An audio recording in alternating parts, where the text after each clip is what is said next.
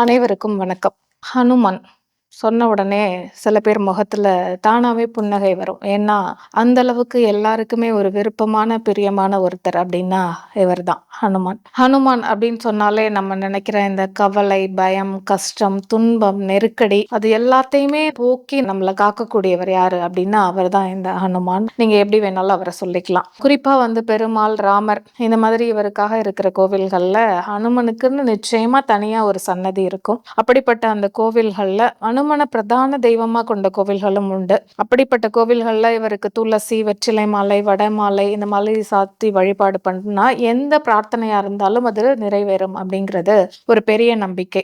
இந்த அனுமனோட அவதார தினத்தை தான் நம்ம என்ன பண்றோம் அப்படின்னா ஹனுமன் ஜெயந்தி அப்படிங்கிற பேர்ல கொண்டாடுறோம். எப்போது எப்படி வருது அப்படிங்கிறத பொறுத்து அந்த விரத முறை அதெல்லாம் நம்ம எடுத்துக்கணும். பொதுவாகவே ஹனுமனுக்கு மட்டும் 2 முறை பிறந்த நாள் கொண்டாடப்படுறதுக்கான ஒரு காரணம் இருக்கு. இவருக்கு பல பெயர்கள் உண்டு. ஆஞ்சநேயர், மாருதி, வாயுபுத்திரன், ராமதூதன் இந்த மாதிரியான பல வகையான பெயர்கள் இவருக்கு உண்டு. மற்ற தெய்வங்களை மாதிரி இவர் கிடையாது. தன்னை கும்பிடுறவங்களை அதிகமா சோதிச்சு பார்க்கறது தான் இவரோட பழக்கமே. நம்பிக்கையோடையும் பக்தியோடையும் யார் ஒருத்தர் இவரை கூப்பிட்டாலும் கூப்பிட்ட குரலுக்கு ஓடோடி வர்றவர் இவர் தான். யார் ஒருத்தர் ராமநாமம் சொல்றாங்களோ அந்த ராமா அதை சொல்லி முடிக்கிறதுக்குள்ளேயே அவங்க பக்கத்துல இருப்பாரு அப்படிங்கிறது ஒரு பெரிய ஒரு நம்பிக்கையா இருக்கு எப்பவுமே. அதனால ராம பக்தர்களையும் ராமநாமம் சொல்றவங்களையும் எந்த ஆபத்தும் நெருங்காம காக்கக்கூடியதுல ரொம்ப தனித்துவமான ஒரு இடம் பெற்றவர் அப்படின்னா அவர் இந்த ஹனுமான் தான். அப்படிப்பட்ட ஹனுமான் இதை பலரும் அனுபவபூர்வமாகவும் உணர்ந்திருக்காங்க இந்த ஹனுமனோட அருளை. அப்படிப்பட்டவருக்கு தான் ஹனுமன் ஜெயந்தி கொண்டாடுறத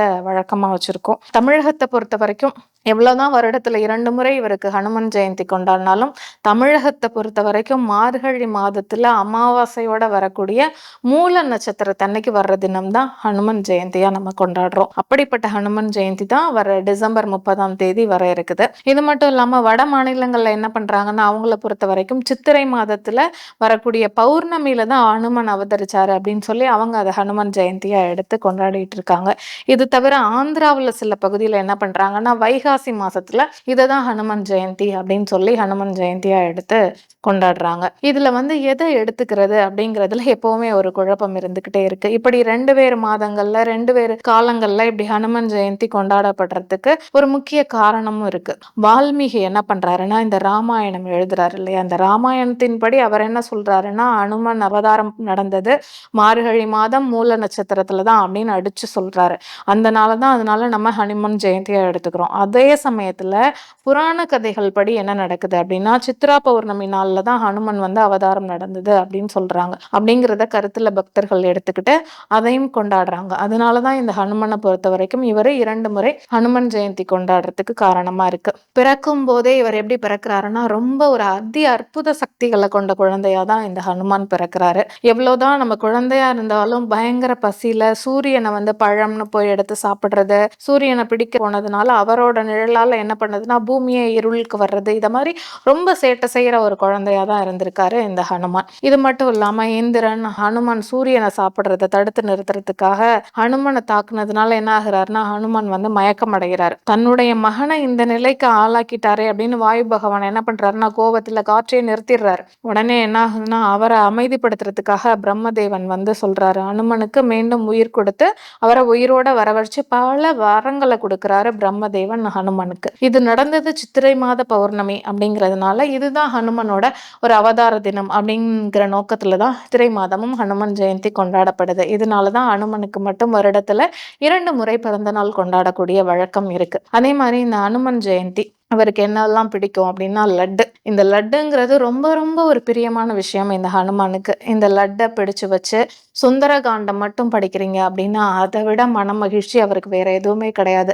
அவரை மனசார உருகி அந்த லட்டை வச்சு அவருக்கு சுந்தர காண்டம் படிச்சா அவர் அப்படியே பரிபூரணமா நம்ம பக்கத்திலேயே இருந்து நம்மளுக்கு ஆசி கொடுப்பாரு அப்படிங்கிற ஒரு பெரிய நம்பிக்கையா இருக்கு. இது மட்டும் இல்லாம செந்தூரம், வெண்ணெய், வெற்றிலை இந்த மாதிரி வாழைப்பழம் இதுல எது கிடைச்சாலும் நீங்க இதோட வச்சு படைக்கலாம். இந்த நாள்ல ஒருவேளை விரதம் இருக்கீங்க அப்படின்னா உப்பு சேர்த்து சாப்பிடக்கூடாது. பொதுவாவே விரதம் இருக்கக்கூடிய நாட்கள்ல உப்பு சேர்த்து சாப்பிடாமல் இருக்கிறது ரொம்ப அவசியம்.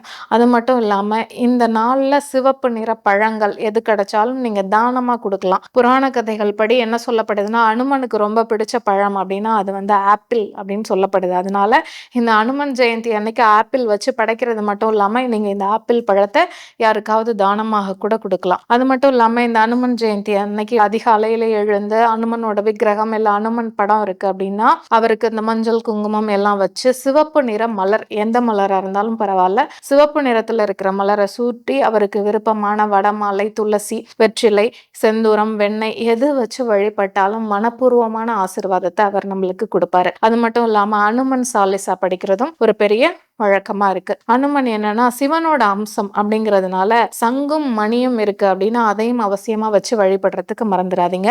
இந்த ஹனுமன் ஜெயந்தி அன்னைக்கு ஒரு 3 மந்திரங்களை நம்ம சொல்லி அவரை வழிபடுறோம் அப்படின்னா பரிபூரணமா அந்த ஹனுமனோட அருளும் ஆசீர்வாதமும் நம்மளுக்கு கிடைக்கும். அது என்ன அப்படின்னா, முதல் மந்திரம் ஓம் ஸ்ரீ அனுமந்தாய நமக அப்படிங்கிறது தான். இந்த அனுமனை துதிக்கக்கூடிய மந்திரத்துல முதல் மந்திரமா நம்ம சொல்ல வேண்டியது ஓம் ஸ்ரீ அனுமந்தாய நமக இதுதான். அடுத்ததா இரண்டாவதா ஓம் ஐம் பீம் ஹனுமந்தே ஸ்ரீ ராமதூதாய நமக.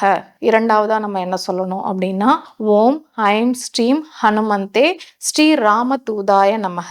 இதுதான் இரண்டாவதா நம்ம சொல்ல வேண்டிய மந்திரம். அடுத்ததா மூன்றாவதா என்ன சொல்லணும் அப்படின்னா ஓம் ஆஞ்சநேயாய வித்மஹே வாயு புத்திராய தீமஹி தன்னோ ஹனுமத் பிரச்சோதயாத். நம்ம என்ன சொல்லணும் அப்படின்னா ஓம் ஆஞ்சநேயாய வித்மஹே வாயு புத்திராய தீமஹி தன்னோ ஹனுமத் பிரச்சோதயா அப்படிங்கிறது தான் சொல்லணும். மூன்றாவதா ஓம் ஆஞ்சநேயாய வித்மஹே வாயு புத்திராய தீமஹி தன்னோ ஹனுமத் பிரச்சோதயாத். இந்த 3 மந்திரத்தையும் நம்ம ஹனுமன் ஜெயந்தி அன்னைக்கு சொல்றோம் அப்படின்னா அதற்குரிய பலன் இன்னமுமே கூடுதல் சிறப்பாகவே நம்மளுக்கு கிடைக்கும். அதனால வரக்கூடிய இந்த ஹனுமன் ஜெயந்தி நாள்ல அந்த ஹனுமனோட அருள் பரிபூரணமா உங்க எல்லாருக்குமே கிடைக்கட்டும். ஹனுமனோட ஆசீர்வாதம் என்னைக்குமே உங்க எல்லாரோட இல்லங்கள்லையும் செழிப்போட இருக்கட்டும் அப்படின்னு நானும் அந்த ஹனுமனை வேண்டிக்கிறேன். நன்றி, வணக்கம்.